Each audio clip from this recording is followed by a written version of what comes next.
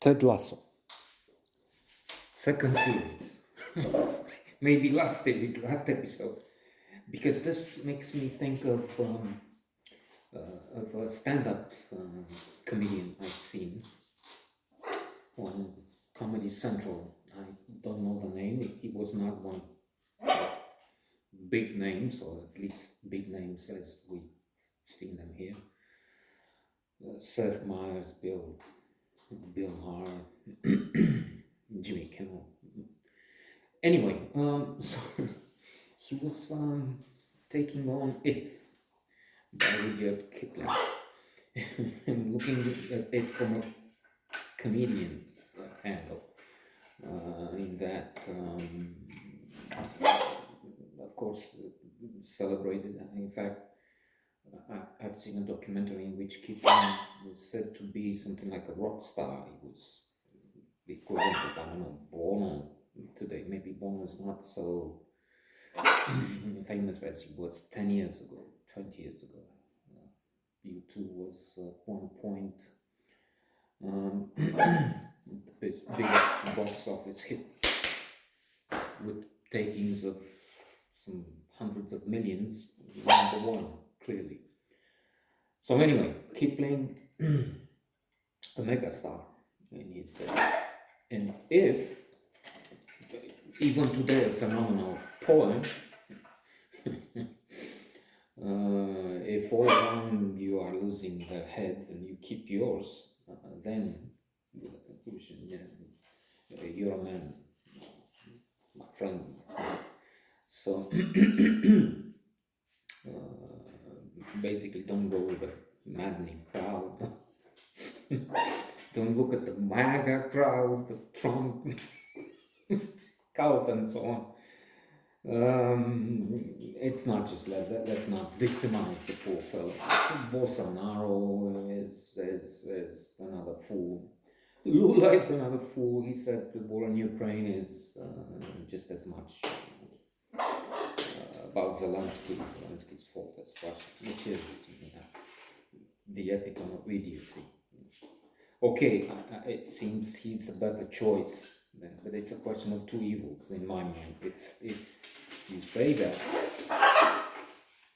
Anyway, what was I talking? Lasso. And what ties this to? Okay, unlike. I know why. The comedian and his If version. He was putting it on its head. Instead of looking like all of us critics as a empowering poem, as a lesson of how to be a man. He was no. If all around you are doing one thing and you're thinking of the other, then you should look for a shrink, an analyst, a doctor, which is what I should do, because I'm beginning to think this Ted Lasso is nonsense. I mean, it's a test of resilience, really, not the best comedy series. Or I'm crazy, which is more like it if everybody says, 7 Emmys, at least. I mean, it's that poster online, 7 Emmys, it says, but is it updated? Should be, instantaneously. They've scored some new Emmys. That's 2 weeks ago now. Today's Sunday. Then definitely there should be more. But I'm getting tired of Nathan. Yes, it's the character that grows. He was so shy, and then you feel, again, let's think, Milan Kundera, the unbearable lightness of being. I think it's there. I read 3 jokes, is it? I think the joke, but I think that too. It's in one of them anyway.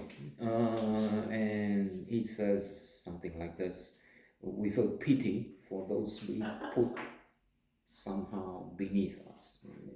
We feel we're superior, bigger than them or something. And empathy for those who are like us. So let's say empathy for Nathan. But is it funny? No. Lasso is a strange, weird, outre character. Jason Sudeikis, yes, the dancing and so on, in the whole panoply of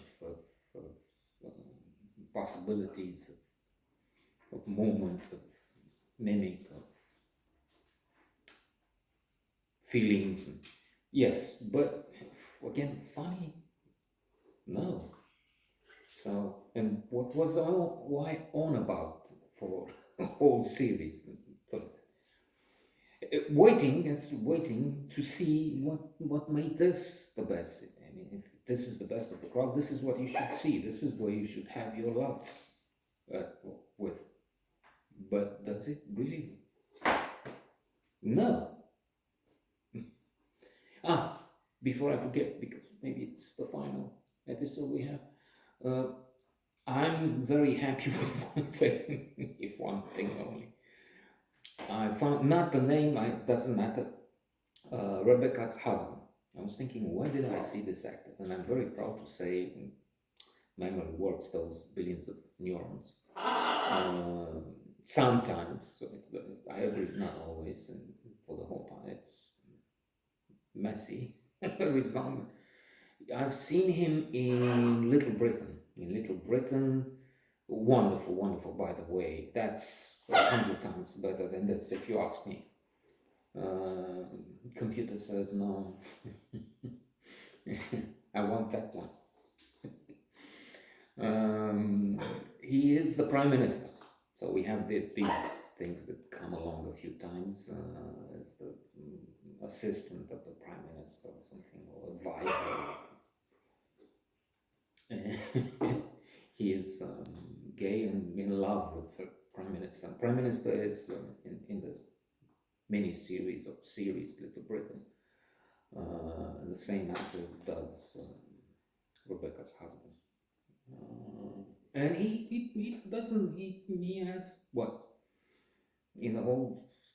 For the whole series, 2 minutes of airtime.